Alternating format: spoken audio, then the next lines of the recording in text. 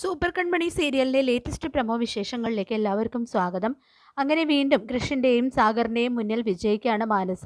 അതിലവൾക്ക് നല്ല അഹങ്കാരവും വന്നു. ആ അഹങ്കാരം കൃഷ്ണനോടവൾ തീർക്കുകയും ചെയ്തു.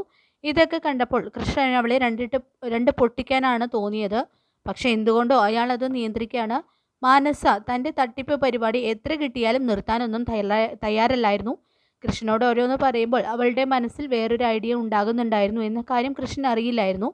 തൻ്റെ മനസ്സിലെ ഐഡിയ പുറത്തിറക്കി അവളുടെ ഇപ്പോഴത്തെ തുറപ്പിച്ചുവിട്ടായ സോഫിയോട് പറയാണ്, അലിക തകർത്ത് തരിപ്പണമാക്കുക എന്ന് തന്നെയാണ് മാനസയുടെ ലക്ഷ്യം. അതിനുവേണ്ടി തന്നെയാണ് മാനസ ഓരോന്ന് ചെയ്തുകൊണ്ടിരിക്കുന്നതും.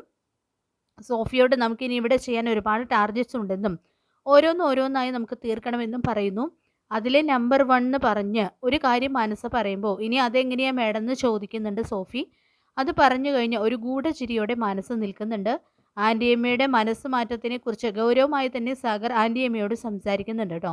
അപ്പോൾ ചേച്ചിയമ്മ എന്തുകൊണ്ടാണ് മാനസയെ പുറത്താക്കണ്ടെന്ന് പറഞ്ഞ് തടഞ്ഞതെന്നും മാനസ ആൻറ്റിയമ്മയെ ഭീഷണിപ്പെടുത്തി പറയിച്ചതാണോ എന്നും ചോദിക്കുമ്പോൾ ഇല്ല നീങ്കുട്ടാ, ഒരാളങ്ങനെ ഭീഷണിപ്പെടുത്തിയാൽ ഞാൻ എങ്ങനെ ചെയ്യുമെന്ന് ചോദിക്കുന്നുണ്ട് ആൻറ്റിയമ്മ.